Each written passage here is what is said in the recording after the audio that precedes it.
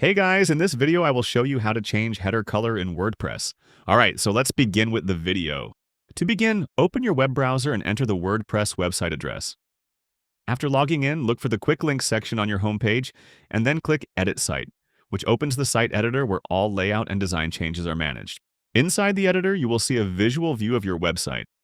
Now locate the header area which appears at the very top of your page, and click on it to begin editing. Once the header is selected, shift your attention to the panel on the right side and click on the Style tab. This tab contains all customization controls. Within the style options, find the background settings and open them. Here you will see the color option. Clicking it will bring up the color picker tool. Use this tool to choose the background color you prefer, exploring different shades that match your theme and overall branding. As soon as you pick a color, the preview updates instantly so you can see how it looks on your site. After choosing the perfect shade, your new header color is successfully applied. And that's it. So that is how you can change header color in WordPress. So that's all for this video. Thanks.